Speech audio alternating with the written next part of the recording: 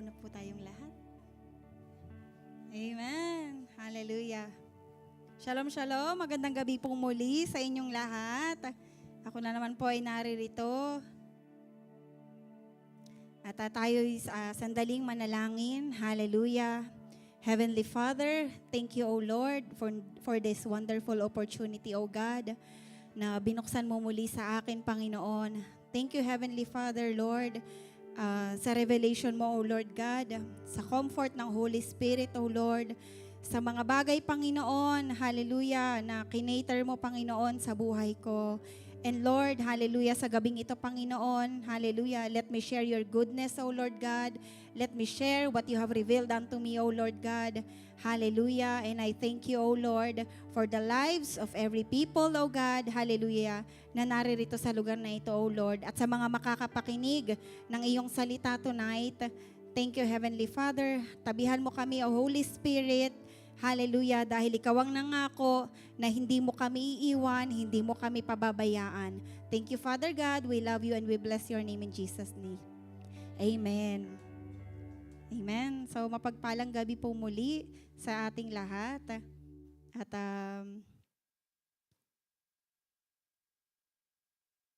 At nanahimik ako. Amen. So, ang ating pong theme verse for this month is set apart. Amen. And that is set apart for God. Amen. It is written in Leviticus chapter 20, our theme verse, chapter 26. Amen. Ang gusto ko pong version ay CSB, and it says, "You are to be holy to me because I, the Lord, am holy. And I have set you apart from the nations to be mine." Amen. So, ang binabanggit dito ng Lord na holiness is His attribute. Amen. Pag sinabi pong attribute, it means quality ng Lord, ang kanyang feature, regarded as a characteristic or integral part of Him. Amen. God is holy. It means God is infinitely, unchangingly perfect. Walang bahid ng pagkakamali. Perfection. Amen. Perfect. So sabi doon, "You are to be holy to me because I, the Lord, am holy." And God requires holiness. Gusto ng Lord ma-establish sa kanyang creation dahil tayo ay nilikha niya. Amen. Pag sinabi ng nanay mo, please, praise the Lord po. God bless you po. Ayan.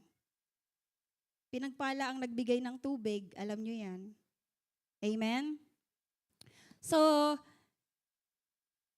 ginawa tayo sa wangis ng Lord. Ang magulang nga natin, siya, alangan, maganda yan, anak ko yan eh. Sino nang nakarinig ng ganon? Amen? Oy, pogi yan kasi anak ko yan eh. Amen? So, ang Lord, nilikha niya tayo sa kanyang imahe. That's why He wants to establish holiness sa kanyang mga nilikha. Gusto niya, tayo ay maging blameless and pure. Pero, sa mga tao, ito ay imposible. Amen. Dahil sa ating sin nature. And no one can be holy on their own ways. Since the day of man falling to sin, alam ng Lord na ang holiness ay para sa Kanya lang. And it can only happen if He set apart His people for Him. Sabihin mo sa katabi mo, para ka sa Lord. Amen. And ang good news, God made a solution. Amen. Binigay niya sa atin si Jesus Christ. Amen. To us and for us. So God made holiness in the flesh. Para mangyari yung holiness na ninanais ng Diyos sa atin. At para po maganap ang kalooban ng Diyos, kailangan natin malaman ang reason bakit set apart ka for God. Amen. So number 1 po, you belong to God. Sabihin mo ulit sa sarili mo, I belong to God.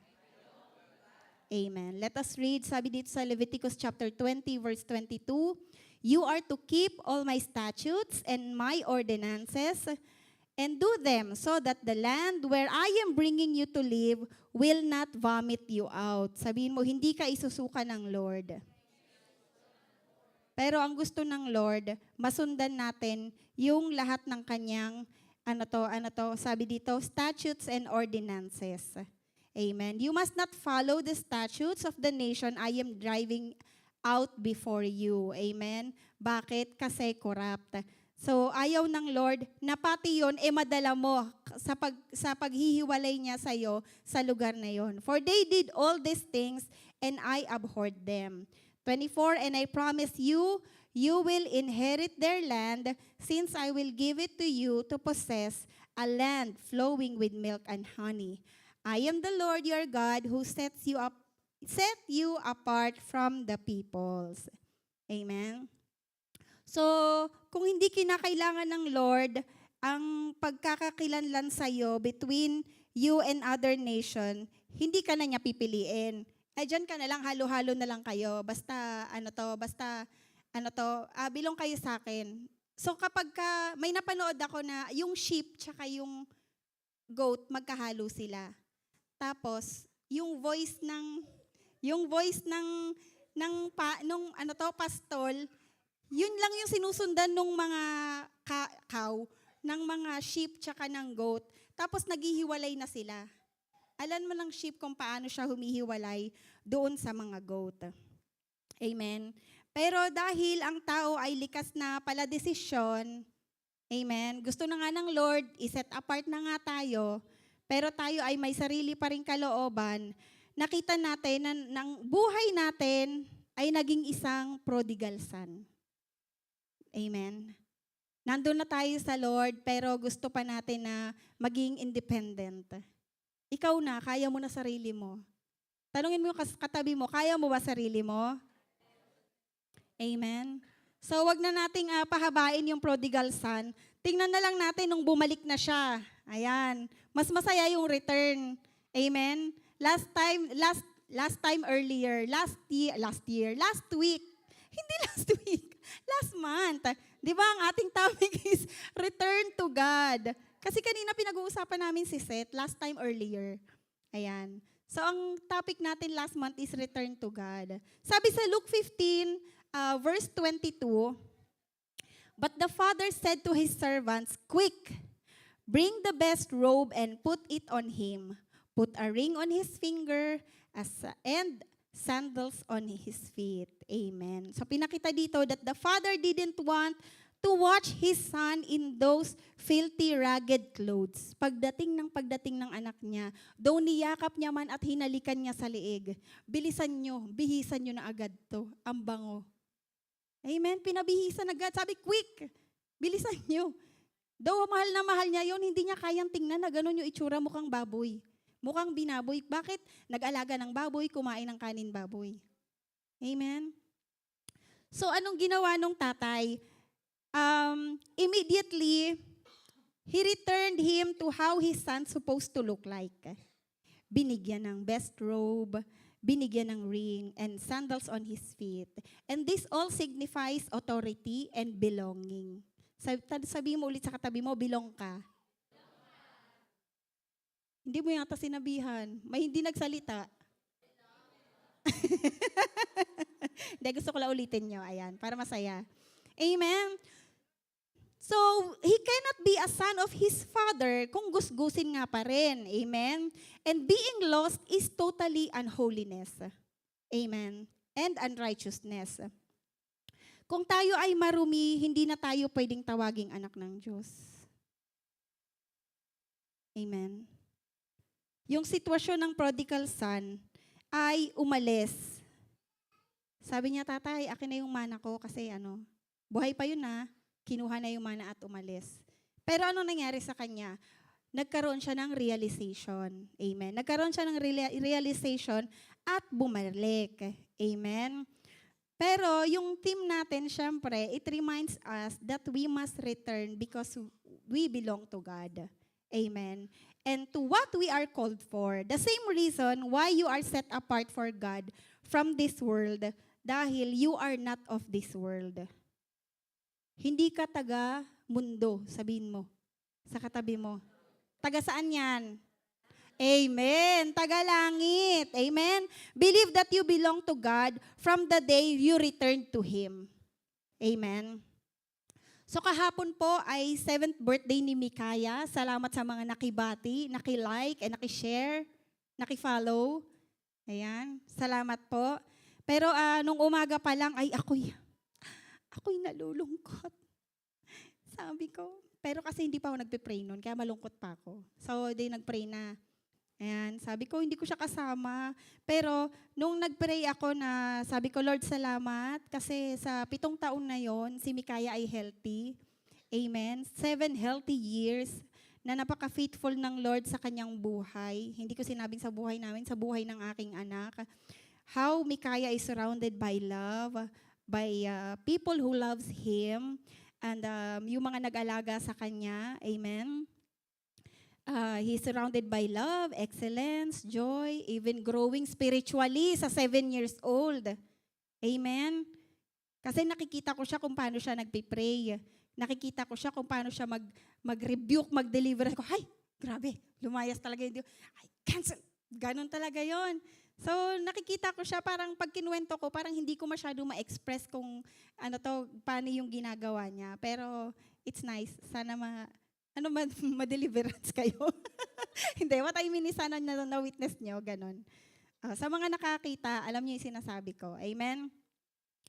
So, ayun po, immediately, habang nagpipray ako ng thanksgiving kay Lord, yung lungkot na nasimulan ko nung umaga, it was suppressed by joy. Ayan. Amen. And doon ko naramdaman that, yes, I am really filled with thanksgiving. So talagang God is good all the time. At doon mo makikita how your life is shifting kapag ikaw ay nasa Diyos. Kapag wala ka sa Lord, malayo ka sa pamilya mo, nagising kang malungkot, buong araw kang malungkot. Bakit? Hindi mo naman maiisip manalangin eh. Ang iisipin mo, anong solusyon para sumaya? Manonood ka ng comedy? Paano? 'Di ba? I-shift mo ba sa pagkain? Sa para ikaw ay maaliw? Amen? Pero kapag ikaw ay belong sa Lord, when you pray, kayang baguhin ng Lord ang iyong emotion into a godly emotion. Amen. Ganito ang buhay na kapag tayo ay belong sa Diyos. Number 2, you are inseparable from God. Amen. Wala nang makapaghihiwalay sa iyo sa Diyos. Amen. Sabi po sa John chapter 10 verse 28, I give them eternal life, and they will never perish. No one can snatch them out of my hand. 29, my Father who has given them to me is greater than all. No one can snatch them out of my Father's hand. I and the Father are one. Amen. If you can remember yung preaching ni Pastor Alani, amen, ang Diyos ay hindi bumibitaw sa atin. Amen. No one can snatch us from His hand. Pero ang tao, bitaw ng bitaw. Amen. Ang akala mo ikaw yung nakakapit kay Lord. Pero ang totoo, nakabukas ang ating kamay at si Lord na lang ang nakahawak sa atin. Amen. So bakit nga ba na tayo ay sinet apart ng Lord? Ito ay para ma-avoid ang corruption. Amen. Para hindi ka makorap. Sa Tagalog, yung corrupt, yung kumukurap-kurap. Mata ba yun? Amen. English po, para hindi makorrupt ang ating spiritual. That is your body, your soul, and your mind. Amen. So always remind yourself, keep on coming back to the Word of God. Amen. Keep coming back to prayer. Amen. Balik agad, pray agad. Bakit? Wala namang hindi dinidinig na panalangin ng Panginoon. And have the right prayer. Amen. Bakit lagi nating sinasabi na meditate on His Word day and night? Joshua 1:8.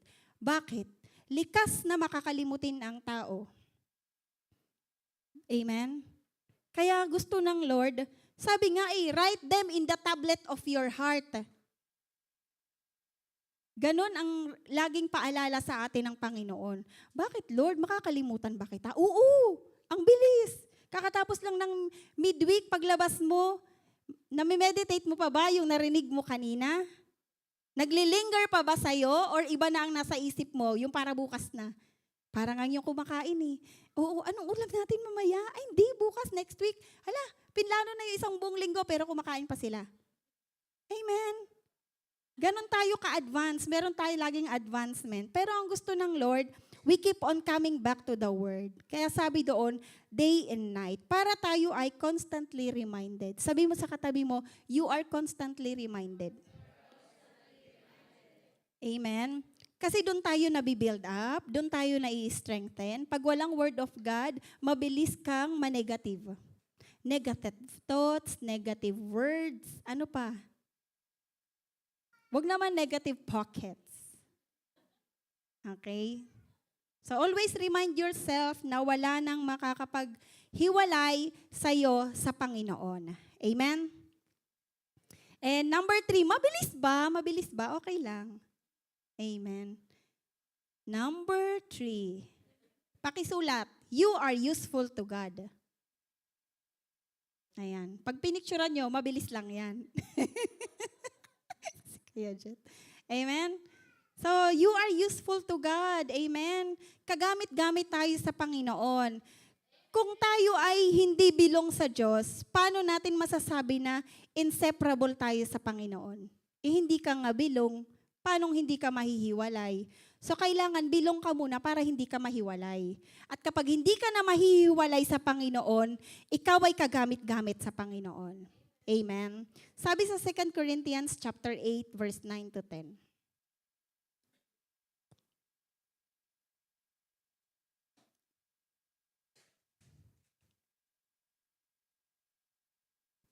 For you know the grace of our Lord Jesus Christ.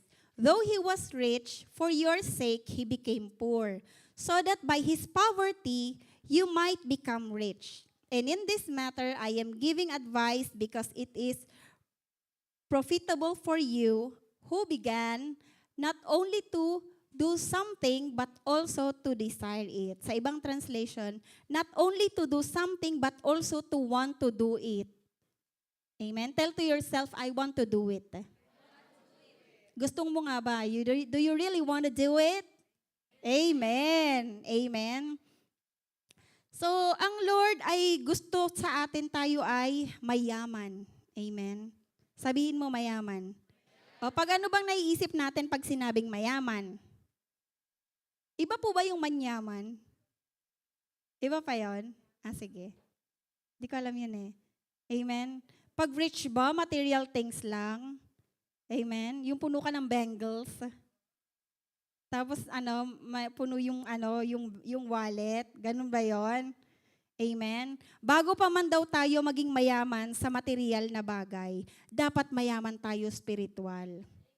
Kahit gaano pa kapuno ang wallet mo, pero wala kang faith, you are poor. Amen. Alam nyo ano ang spiritually poor? Is the man who have nothing. I have nothing. Huwag nyo kakantahin yun. Huwag nyo kakantahin yun. Kaya daw naubusan. Ayan, name it. So if we don't have these things, it makes us nothing or useless. Diba? Tayo nga ay useful to God. Kaya dapat hindi tayo useless. Ano-ano ito? This is equals to becoming worldly.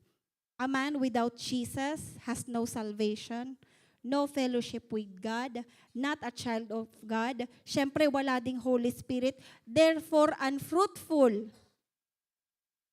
Amen? Ano ba ang equivalent ng unfruitfulness? Di uselessness.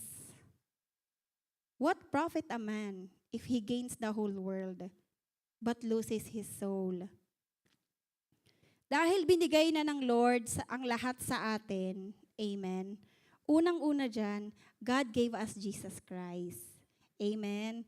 Jesus Christ para tanggapin mo bilang Diyos at sarili mong tagapagligtas. Amen. And from the moment you receive Jesus Christ, your Lord and Savior, God gave us the Holy Spirit. Amen. Sabi doon, I will give you another comforter. Amen. That will be with you forever. Kaya merong forever.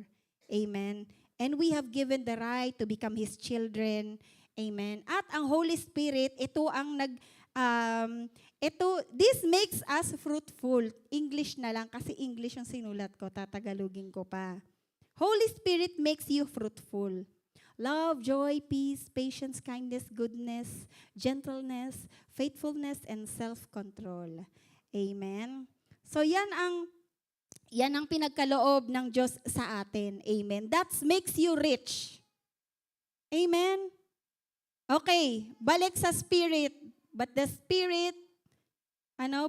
fruit of the Spirit is love. Amen. Simulan mo pa lang sa love. Love mo ba ang katabi mo? Yung nasa likod mo. Amen. Yung wala dito. Mas love ko din sila. Kasi nga wala sila dito. I miss them. Ayan. Amen. So, being fruitful makes you do your important function. Naalala niyo yun? Sino nakakaalala ng important function? Kasi nag-note tayong lahat, di ba? Ayan. It is for the work you are set apart to do. Amen. Bakit ka sinet apart ng Lord? Kasi may gagawin ka. Hindi ka sinet apart for the display, for the limited edition yan. Dito lang yan siya. Hindi. Set apart to do an important function. And that is sharing the Word of God. That is sharing the good news. That is sharing Jesus Christ. Sharing the salvation na pwedeng mong makuha kapag ikaw ay naniwala at nanampalataya. Amen? Sabi doon kanina, this advice is profitable for you. Amen? Hindi lang para to do something, but to make you want what you are doing. Pwede bang ginagawa mo yung ganito na napipilitan ka lang? Grabe ka naman mapilitan, ang layo ng narating mo, Dubai. Siyempre gusto mo to, di ba? Kaya ka nga nandito eh. Amen? Gusto mo ba? Amen. Gustong-gusto natin. Amen? So sabi dito, gusto mo yung ginagawa mo, gusto mong gawin yung pinapagawa sa'yo. Amen? So being rich is not about how much you are receiving. Amen? Ang nakakayaman ba yung maraming na-receive na sweldo, maraming na-receive na bonus, maraming receive? Amen? It is not how much we receive, but it is how much we can give. Amen? Yung buhay natin para sa Diyos na pumili sa'yo at nagbukod sa'yo. Amen? So, yung buhay na mapagbigay, selfless, hindi madamot, hindi mapagmataas, hindi mapagbilang, pero marunong magbilang, hindi mapanlamang sa kapwa, hindi ganid, kontento, ano pa, may pangarap, yan, dream again, at matulungin. Amen? Dahil ang holiness ng Lord ay nasa sa inyo, kung si Kristo ay nasa sa inyo na. Meron po tayong VIP. Wala. Sige, sa Sunday na, bahala ni si Pastora doon. Tutuloy niya to. Amen? Hindi mo ito kayang ipilit sa buhay mo, yung holiness. Hindi mo to kayang gawin ng ikaw lang. Kailangan mo si Jesus sa buhay mo. Unless you have Jesus Christ in your life, holiness is in you. Amen? So you have to remain in Christ because apart from Him, you are nothing. Amen? And finally po, ito ulit, simulan natin na maging belong tayo sa Diyos. To be belong to God. Dahil siya yung nagsabi na, you are mine. Sabi ng Diyos, kanya ka na mine ka na niya. Ang Diyos ang magbabanal sa'yo, kaya hayaan mong maging kanya ka na. Amen? Dahil kung hanggang ngayon, wala pa rin si Jesus Christ totally sa buhay mo, paano natin masasabi na inseparable tayo sa Lord?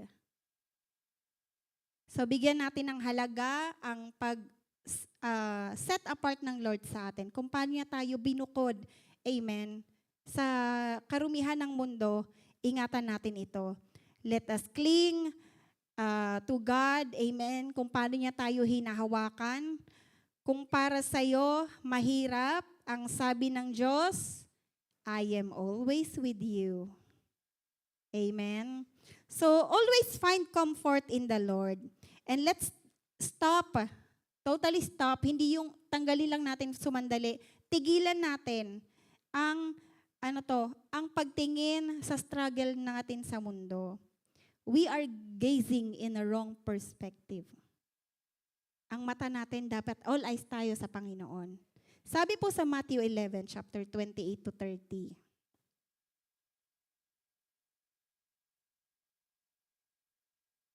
Come to me, all you who labor and are heavily laden, and I will give you rest.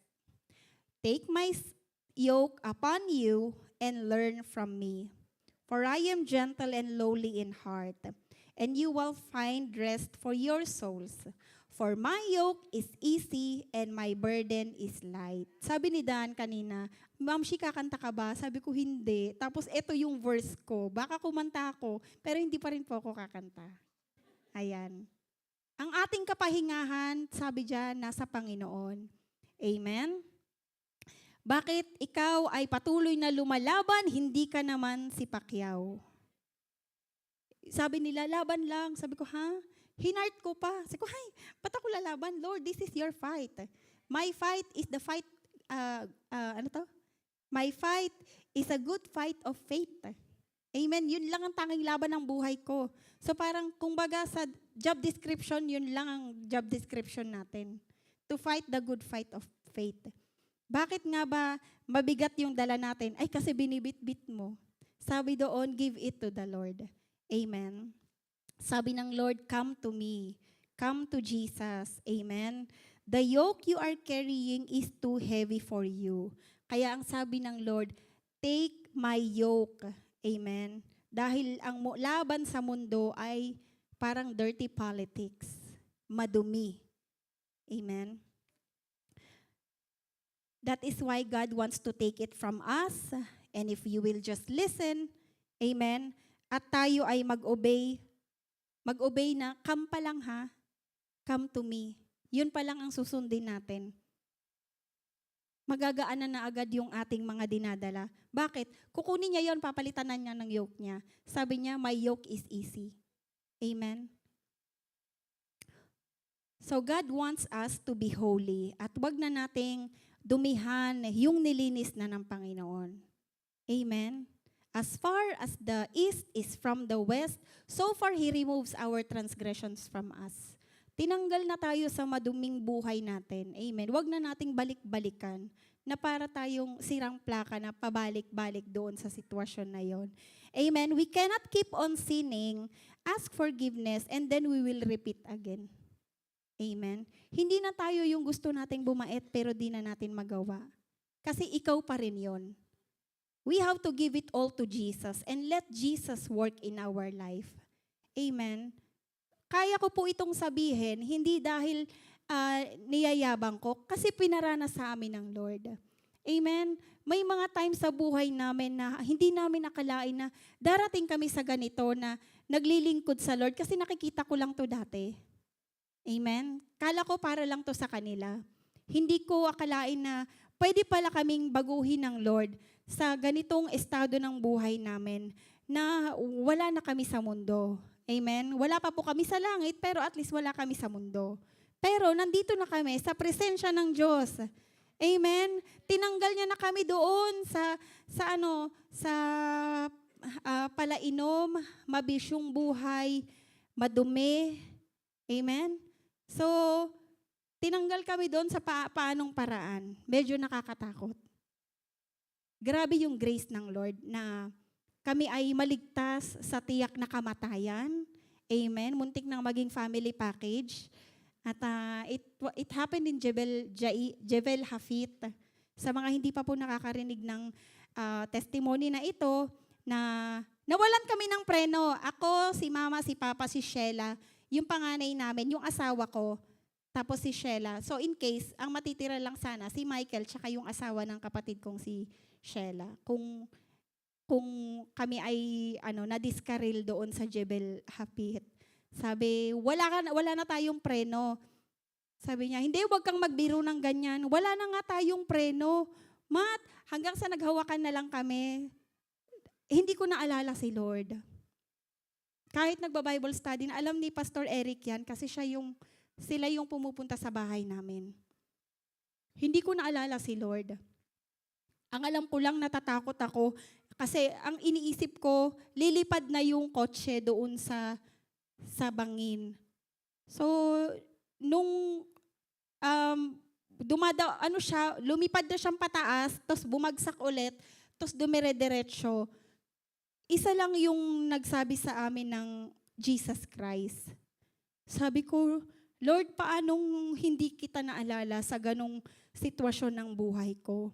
Tapos sabi ni Papa, Mat, ikaskas mo sa Mateo kasi pangalan niya. Mat, ikaskas mo sa barrier. Kasi yung iba, ang mindset ko talaga, doon na lang siya, lilipad talaga siya. Bakit nyo ba kailangan lumipad doon? Pwede pala ikaskas sa barrier. Amen. Sabi ko, Lord, maganda pa pala yung plano mo sa aming pamilya. Pinaranas mo sa amin yung totoong grasya ng buhay. Pinaalala mo sa amin na magagamitin mo pa kami. Ganun pala, parang gulpi di gulat. Kasi pagkatapos noon talagang doon ako nagkaroon ng realization na hindi pa pala tapos yung buhay ko. Hindi kami matatapos sa ganun. Mamamatay na makasalanan. Kasi kung namatay kami doon sa panahon na yon, hindi ko alam saan kami pupulutin. Hindi kami masasabihan na mabait yung pamilyang yan, mabuti yung pamilyang yan, mabait na tao yan. Kasi hindi importante yun.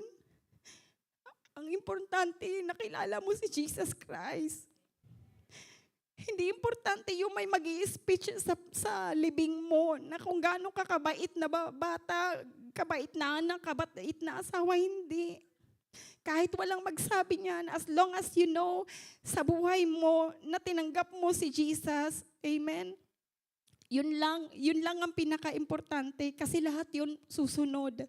Susunod na maging fruitful yung buhay mo. Susunod na maging maayos ang buhay mo. Amen? Makikita mo that you belong to God and now that you are inseparable, you are useful to Him. Amen? So ang Diyos ang nagbanal sa atin. Ganyan yung grace niya. Amen? Yung grace niya, you have to use it wisely. Huwag nating sabihin na may grace naman, may grace naman. Amen. Sabi sa Hebrews chapter 10, verse 26, 27, if we deliberately keep on sinning after we have received the knowledge of the truth, no sacrifice for sin is left, but only fearful expectation of judgment and raging fire that will consume the enemies of God. Hindi ikaw ang enemies of God, kundi yung kasalanan na nananahan pa rin sa'yo kahit nasa Diyos ka na. Hindi na bababa si Jesus Christ para magpapako ulit. Work on your salvation. Yung natanggap mo na salvation, gamitin mo yan, testimony mo yan eh. Testimony mo yan na may Diyos na nagligtas sa'yo. You still have opportunity, malakas ka pa. Nagigising tayo sa umaga. Amen? Nakakapasok tayo sa trabaho. Wala tayong sakit, wala tayong karamdaman. Yun ang grace ng Lord. And we have to use it wisely. Amen? So God's grace is to reach more people with His gospel through you. Sabihin mo, through you. At yung mga opportunity mo na masharean pa ang mas maraming tao of salvation. Amen. You are set apart for the kingdom's work of God's holiness. Amen. Ano po yung last verse ko? Sorry.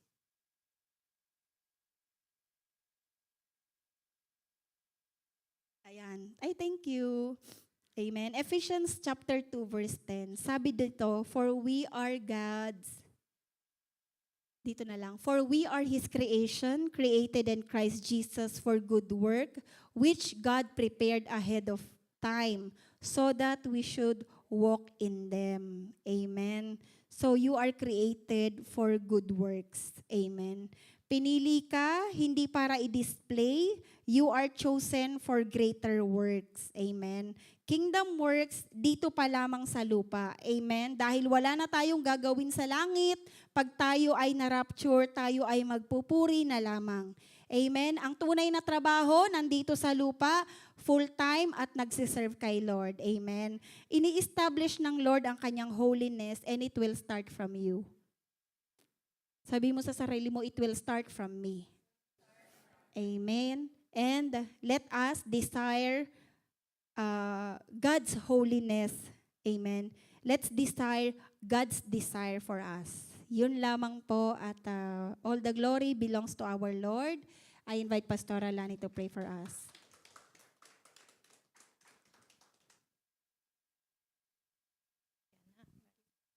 Amen. Hallelujah. Palakpakan po natin ng malakas ang Panginoon.